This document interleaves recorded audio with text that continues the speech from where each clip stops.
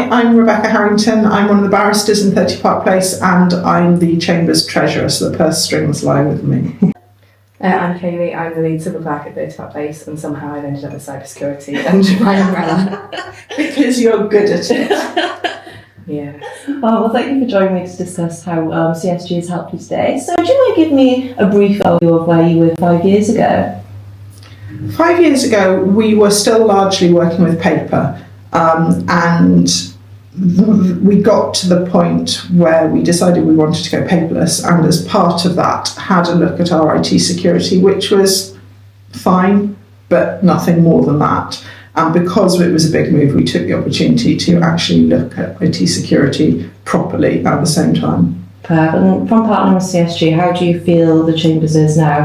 It's changed a lot in the last 5 years. I know we changed the server 5 years ago, 2019. So when we did that, we did a full review with CSG and looked at the backups in addition to the security. So should anything happen, how do we respond to that? And since then, it's just annual reviews with CSG to make sure that we've actually covered everything that we're as secure as it can possibly be. So we've done a real push to be at the forefront of this, mainly because I'm hugely risk averse, and so I'm always thinking, what can we do to make it better, to make it more secure? But it has put Chambers, out there leading the way, which is nice. That is brilliant. I know CSG has been along with you for that journey, and how do you feel that journey has gone, having a IT specialist pretty much hold your hand throughout the way? Yeah, really good. So I know previously we looked at Cyber Essentials Plus and things like that, and there was grey areas of whether it was something that you could achieve as a Chambers. So CSG were quite happy to sit down and work with us to work out a way that we could make it work. So since we've managed to achieve Cyber Essentials Plus, that's definitely put us ahead of a lot of others. I think there's very few Chambers in the UK that have got Cyber Essentials Plus, and we know that we have to have it for certain government contracts and things, which made a big difference for us.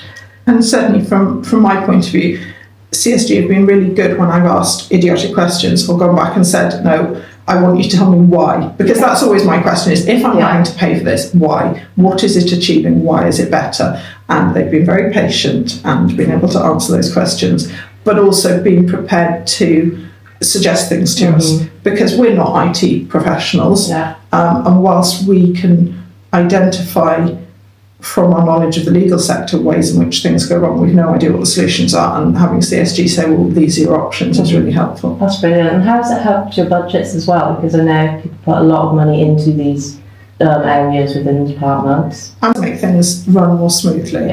And the money that it can save if things go wrong, whether it's just technical, like a flood, or something far more unpleasant, in having that in place, it will save money in the long run. I hope as we get more and more secure, we might save some money on our cyber insurance and things like that. But I mean, COVID was the prime example of that, because we could all work. We could switch immediately, couldn't we? There was fortunately, we made the switch in 2019 anyway. So we had Dropbox in place at the time, we've since switched. But we had all of the things we needed in place before it even happened. So when we designed the server and everything we required with CSG, it started in 2018, I guess, the project of the server switch. They were quite happy to sit down, and we had quite a lot of meetings where it was just going through everything that we could possibly require and the different options. And we're going through it again now with other things that we're bringing in that we can say, but what are the options? And we're going to get 3 or 4 different options that we can consider, and you consider the costings for each one as well as the risk and the benefit. So it meant we could go immediately to remote working for everyone with no hassle, and the knowledge that we weren't just cobbling something together, which I think a lot of companies, a lot of even government departments were sort of flailing around to try and integrate people working from home securely into their system. We already had all of that. And everybody was already trained. Yes. Well, that's brilliant. That was done. And then we know there's been a recent breach that's affected loads of people in the law industry, and how much of a we were definitely smart because we weren't affected by it in the slightest, and then to realise the actual scale of it was phenomenal. And how badly they were affected, and how long.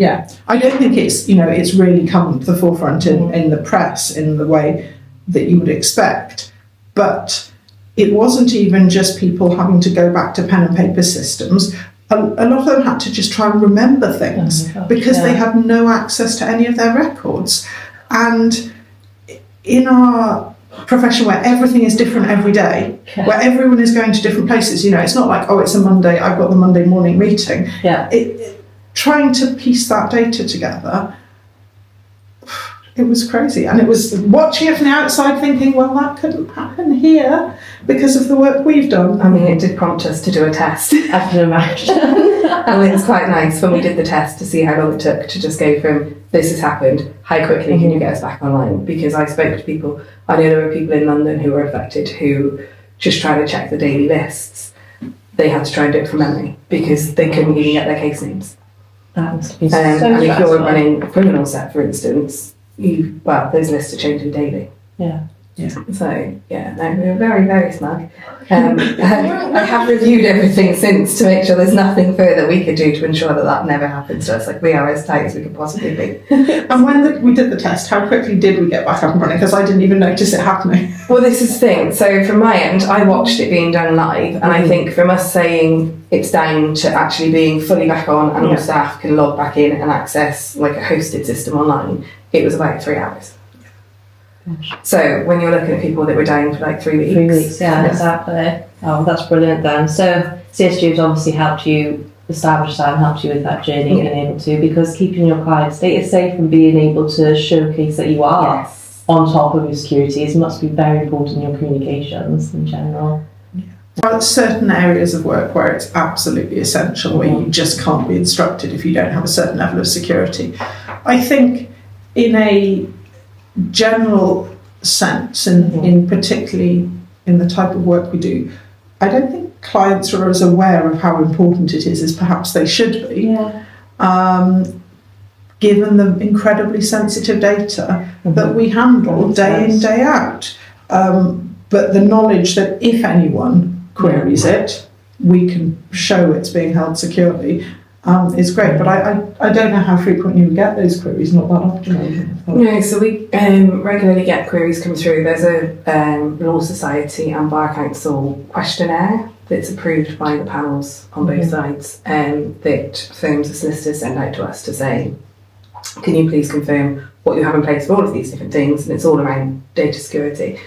And for us, it's a big thing being able to say that we've got Cyber Essentials Plus, because that ticks so many boxes and covers a lot of the requirements on there. And when we get the LOCS 23 confirmed, there is talk that will just be acceptable as a green light. We don't need to fill out the surveys, because certain firms are already accepting it because they're in the process now of getting the LOCS 23 accreditation as well. So, from our point of view, they're just worth the investment then. Completely worth the investment. And it saves me a lot of time having to fill out those questionnaires. Which in itself saves money for Chambers. Because if staff aren't tied up with doing those kind of routine admin, then they can be doing other work, and that either means we're achieving more or we're cutting the staffing bill. So it's great. And how important is keeping your systems and software up to date, because everything's constantly changing, software's constantly updated? Yeah, I mean, I think we're quite good, like software side, we're very good at staying on top of making sure that we have actually got access to the latest software. And I know that one of the requirements for a lot of things coming through now, like these questionnaires, is how often are patches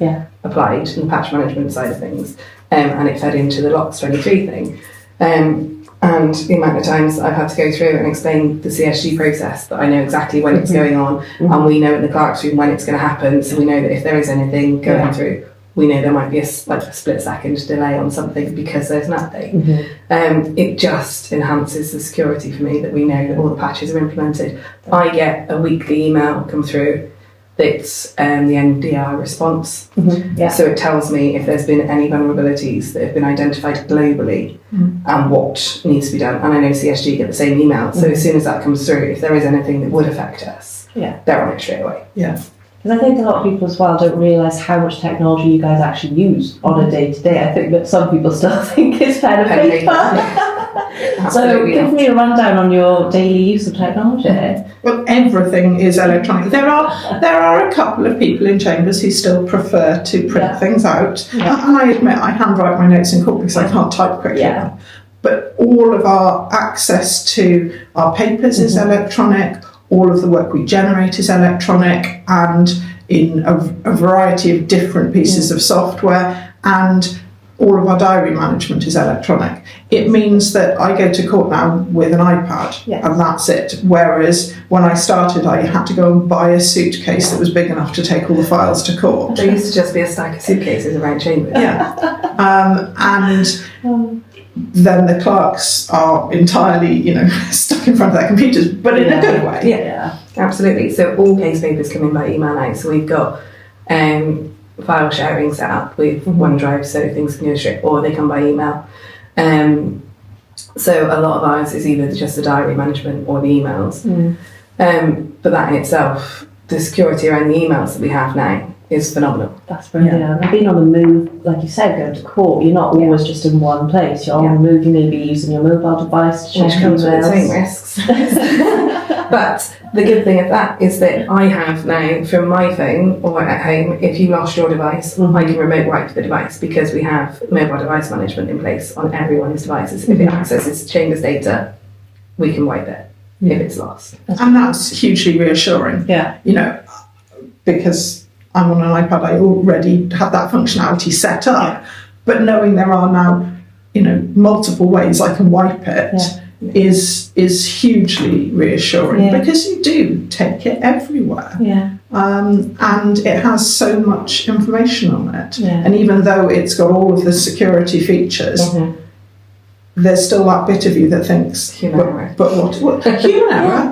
Or just being able to prove that, a wiped device clearly has nothing on it. It's great to have that. But it also allows me to monitor whether everybody's sticking to the standards we require, the encryption, the passwords, the firewall, and keeping everything up to date. Because that's the other side of it, is making sure the devices are up to date. From our perspective, we do everything we can, but when you've got, how many self-employed barristers? 70 self-employed barristers? Who've got 3 or 4 devices themselves, making sure they're up to date, it's on them. But with what we have now, if their devices aren't up to date and they haven't implemented patches, they're blocked from accessing any Chambers data. And that's really helpful as well from our point of view, because I was going to say hardly anyone deliberately doesn't keep their devices up to date. Of course. But we don't always know. And so having that, it popped up on my laptop the other day and it said, you have to update this. And it was a really helpful prompt, because then I know, well, I've done that, it's done, it's now, it has been checked. It's not just, I think I've done it right, it's being checked, and that's so helpful. So you can monitor what staff and what people are actually doing, instead of just saying, oh, we're going to have belief that you're doing it. You can actually get results. If people chuck a phone in their drawer after they've finished with it because they've got a new one, I just wipe it. So you know that it's never going to be picked up by anyone and accidentally have data. Definitely. And I think it's particularly because we're self-employed, so there isn't a central sort of person in Chambers that can make people do it by using, the discipline methods you would within an ordinary employment-employer relationship. We don't have that. So whereas with the staff, we can make them do it. We don't have that over the barristers. So you can ask nicely, but ultimately you need to take that control to a centralised place to ensure that it's actually done. And having the system we've got set up with CSG means that we've got that. And it takes away that need for cooperation. That's brilliant. I think as well, having the knowledge and being able to explain to them why you need this is probably half the battle, because you need them to want to do it as well. Sometimes I feel like a translator. I think if we had a system that required people to enthusiastically buy into it, it wouldn't work. And that's the joy of what we've got set up, is they don't need to like it, they don't need to care, they don't need to understand, but it is done anyway, and their data is secure whether they like it or not. It's there to help them, really.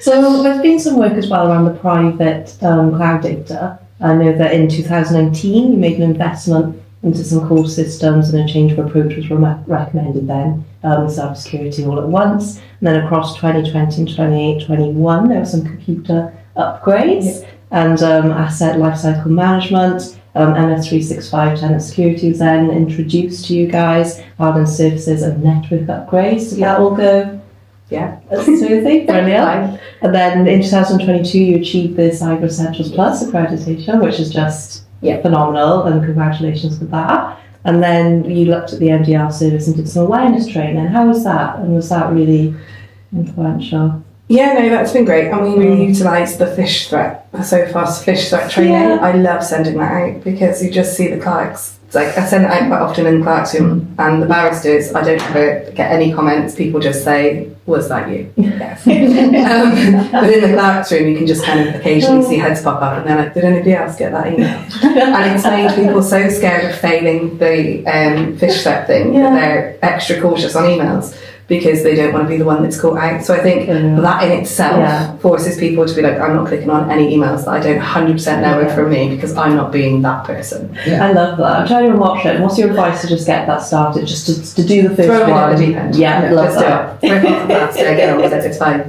Because once you do it, they're used to it. It did catch me the very first time. It was when it came up as a, your device has been logged in on a thing. Was this you? Yes, no, unsure. And I did what I thought, but it did catch me, and it made me much better. But it's so subtle. Like the email address will just be slightly different, or it will have like a different phone number or anything. It will just be slightly off. And because in reality, anyone can go on the internet and look up who's our office manager or who's our senior clerk. You can edit it within Fish Threat, so it looks like it's come from our office manager. So I will go in and change the name so it looks like it's come from Phil. I sent one out that was staff bonuses, and it was supposed to be a conversation between Phil and Steve.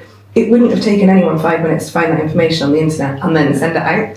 So I don't feel bad personalising it to really try and catch people, because I think we need to. And I think you're right about that information about us all being very available. I'm not sure that there are that many businesses with the turnover that we have where there will be every single member of staff named with photos for most of them just on the internet. And once you've interacted with a couple of members of Chambers, you can probably guess passwords of quite a lot, not passwords, email addresses of quite a lot of others. And that does make it far easier for that kind of targeting. That's a good one. And of course, we do email our lay clients, so people out in the world do have our email addresses, because things couldn't function if you didn't. But it does mean that there's a lot of availability for that information to be out there, which is another reason we have to make sure that we're as secure as we can be, because to a degree we're placing a target on ourselves. We're very high risk. Except that we're in We manage the risk, I think, makes a difference as well. I think if we were doing what we're doing in London, I'd say we were incredibly high risk. I think people do forget that Wales exists. Well, they won't know. Which is... This is going to be everywhere. But I think that in some ways has helped us a little bit. Definitely. We haven't been as targeted, and so we've been in the position of being able to get it all in place before the problems have come, rather than being scrambling around trying to fix things. I mean, you are leading the way as well, and Wales will be in the first chambers to have the Cyber Essentials Plus, which is just so brilliant. And for anyone watching who is wanting to do it but just don't know where to begin, what advice would you give to them? Phone CSG. Take professional advice. Take professional advice, because there's so much stuff that goes on behind the scenes. Like there's so much I can do within Chambers with the MDM stuff and all of that side of it. But the server side of it and the firewall and everything else that gets tested, I watched the guy that does the testing when he was doing it on screen. And it's just insane. So you absolutely just engage professionals who know. More importantly, engage professionals who know how a barrister's chambers work, because it's such a unique setup, and it's not a case of being able to say, oh, we'll just tell them to bring your own device, this is what we're going to do, because it won't work with barristers. And you have to be aware of the niche areas that you have to cover within a chambers that aren't, you're never going to find it, you're never going to find anything like a barrister's chambers. And I suppose each barrister that's unique to itself compared to other barristers, and I think that drives the importance of having that face value. I know Matthew often pops down and sees you, and it's that one-on-one kind of communication. Because I know that he has a greater understanding of how a Chambers works. And if we went to any other IT company now who's never dealt with a Chambers, I don't think they would get it. Yeah. Whereas he has spent the time trying to understand actually what the interaction is between me and the barristers and how you guys then have to interact with barristers because it's different breed. And I think we saw that when we were looking at the big server move and going online, because we did get quotes from other companies and some of them just weren't suitable. I'm sure they would work absolutely fine in a more traditional business, but we're not. We are weird. There's lots of special rules for us in every area, and it does make it a challenge. I mean, I think in terms of people who are contemplating getting Cyber Essentials or something like that, as well as taking professional advice early, you need to have the decision makers in Chambers, whether that's a management committee or the treasurer or someone, buy into the idea that this is important because it does cost a lot of money, it takes up a lot of staff time, it's incredibly stressful. It is absolutely worth it, but it's not something that you can do half-heartedly. If you're doing it, you're committing the money in the same way that you spend money for all sorts of other things in Chambers. It is an expense and it's got to be spent, and I think if you don't have that buy-in from the top, then you're just never going to get through something like that. Yeah, definitely. I agree. Because I definitely needed, when going through it with barristers, I needed the support from the top to back me. And to have that reporting structure of if anything was going wrong, how it could feed through and how other people could then be involved. So, shoehorning. And what's the Parks Place kind of process to business continuity and just ensuring that all structures and everything's in place and working with CSG alongside to help the process of that as well? That was a big bit when we were doing the server stuff and moving online. A huge focus was on ensuring that we had that business continuity. I don't know why we were so worried about it at the time, but I know that was... Sad we were. I mean, in hindsight, wonderful. But when I first came to Chambers, the backups were physical things. I used to have to take them home. It was a tape. You used to go in the cupboard. And, it was nice to know we had that backup. But if Chambers burned down, where would I put that tape?